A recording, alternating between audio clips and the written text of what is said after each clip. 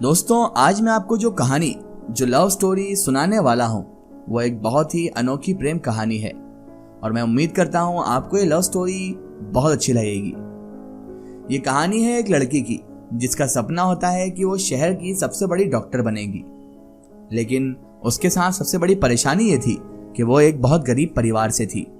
और आप तो जानते ही हैं कि गरीबों के साथ किस तरह का व्यवहार ये समाज करता है और किस तरह एजुकेशन उनको मिल पाती है। आपने अक्सर देखा होगा कि गांव के बच्चे बहुत बार पढ़ लिख कर कलेक्टर, अपर कलेक्टर, एसडीएम, बड़े बड़े अफसरों की पोस्ट पर पहुंच जाते हैं, लेकिन हर बच्चे के साथ ऐसा नहीं होता। ये गिनती चुनती के वो लोग होते हैं जो हालात से लड़कर और मालिक जिनका बहुत ज़्यादा साथ दे दे और जो हालात से लड़कर सेक्रीफाइसेस कर कर अपनी मेहनत से रंग लाते हैं। बाकी कई बच्चे ऐसे भी होते हैं जो अपने परिवार की स्थिति की वजह से ये सेक्रीफाइस और ये सब चीज़ें भी नहीं कर पाते, क्योंकि उनके ऊपर जिम्मेदारी ही इतनी होती है। मेरे हाल इसके लिए वो लड़की बहुत मेहनत किया करती थी, क्योंकि वो एक गरीब परिवार से थी। उसके माता पिता भी उसे डॉक्टर बनाने के लिए एक एक पैसा इकट्ठा कर रहे थे ताकि बाद में उसे कोई प्रॉब्लम ना हो। लड़की के स्कूल में अच्छे मार्क्स आते थे, इसी वजह से उसे एक अच्छे कॉलेज में दाखिला भी मिल जाता है। लड़की कॉलेज अकेले ही जाती थी। उसके माता पिता ने उसे समझाया कि पूरा ध्यान अपनी पढ़ाई पर ही लगाना, इधर उधर की बातें मत करना, ना ही किसी लड़के से कभी दोस्ती करना बेटा, क्योंकि अगर तुमने इन सब कामों में अपना मन लगा लिया तो तुम पढ़ नहीं पाओगे और हमारी एक एक पाई जो तुम्हारी पढ़ाई में लग रही है उसका नुकसान हम झेल नहीं पाएंगे अगर तुम डॉक्टर ना बनी तो। उस लड़की का नाम हर्षिता था।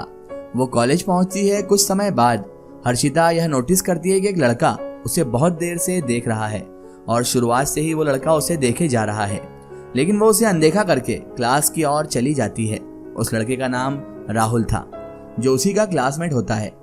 राहुल एक बहुत अमीर परिवार से था और बहुत ही ज्यादा लाइफस्टाइल उसका अच्छा था, लेकिन फिर भी वो एक साधारण सा जीवन जिया करता था। यानी दूसरे लोगों की तरह नहीं कि अमीर करोड़पति बने तो फिजूल खर्ची और उसके अलावा अपना धाक जमाने के लिए पैसों का इस्तेमाल करने वाला लड़का नहीं था वो, ना ही उसे अपने पैसों पर जरा भी घमंड था। वो तो बिल्कुल साधारण सा व्यक्ति था और साधारण सा जीवन जिया करता था, वो भी इतना अमीर होने के बावजूद। राहुल के दोस्त जो थे वो भी इतने अच्छे नहीं थे। राहुल को पता नहीं क्यों पर हर्षिता बहुत ज़्यादा पसंद आ गई थी और ये बात उसके दोस्त भी जानते थे। एक दिन राहुल के दोस्त उसे कहते हैं, यार तू इतना हैंडसम है, डैशिंग है, स्टाइलिश है और उसके अलावा तू अमीर भी है, तुझसे तो वो आराम से पट जाएगी। ऐसा कहकर वो लोग क्लास में चले जाते हैं, लेकिन राहुल जानता था कि दिल की बात जुबान पर लाना कितना कठिन होता है और उसको इसमें कितनी दिक्कत आ रही है।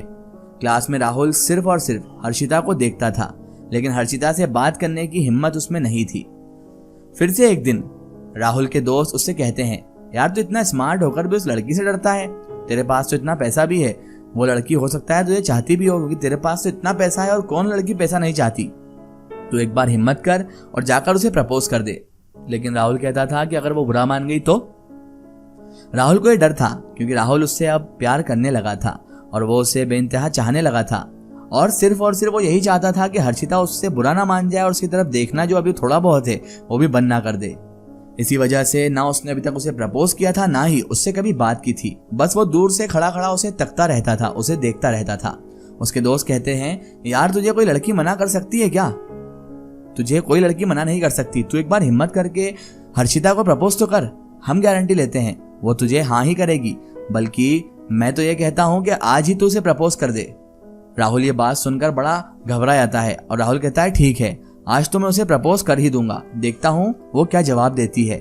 उसका जो भी जवाब होगा सर आंखों पर होगा।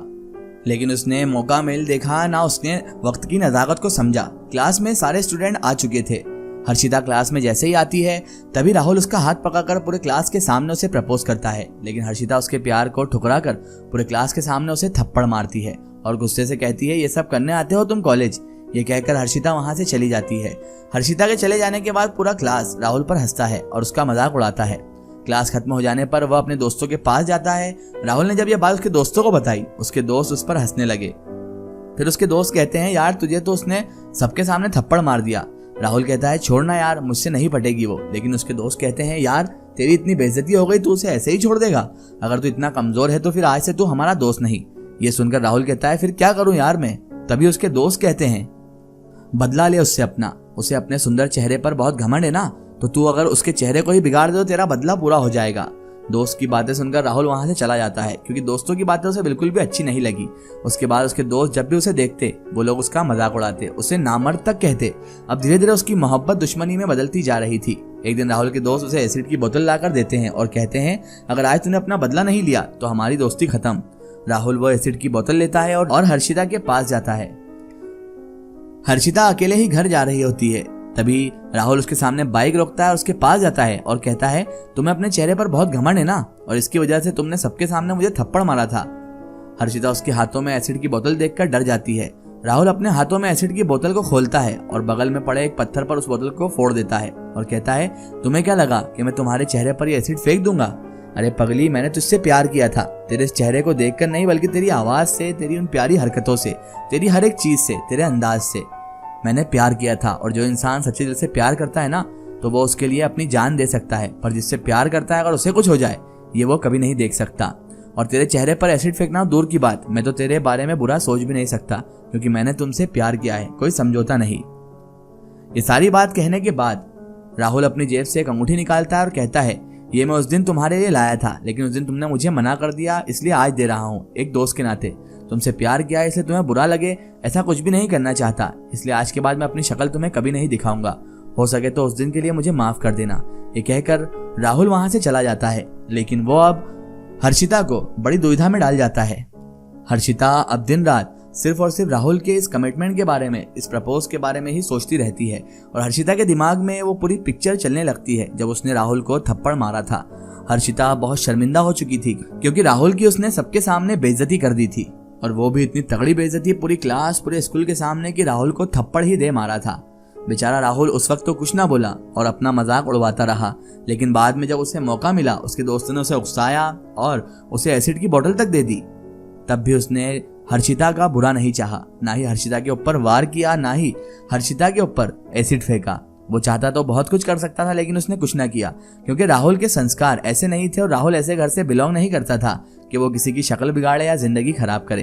वो गया, उसने एसिड की बोतल भी दिखाई, लेकिन उसके सामने ही पत्थर पर उसे फोड़ मारा और उसे ऐसी चीजें बोली कि रिया के दिल में भी राहुल के लिए हमदर्दी पैदा हो गई। लेकिन कमाल की बात यह थी कि राहुल ने ऐसा डिसीजन लिया था जिसके बारे में हर्षिता भी कभी नहीं सोच सकती थी। उसने साफ साफ कह दिया था कि मैं उस दिन के लिए माफी चाहता हूँ और यह है मेरी अंगूठी, उस दिन तुम्हारे लिए लाया था, लेकिन अब मैं आज के बाद तुम्हें अपनी शक्ल कभी नहीं दिखाऊंगा। और उसके बाद वो वहां से हमेशा के लिए चला गया और उसके बाद राहुल ने कभी ना हर्षिता से मुलाकात की ना बात की और ऐसे ही उसकी जिंदगी से हमेशा हमेशा के लिए दूर चला गया। हर्षिता अपनी जिंदगी में काबिल इंसान भी बन गई और डॉक्टर भी बन गई, लेकिन वो राहुल को हमेशा अपनी यादों में, अच्छे पलों में याद रखती है।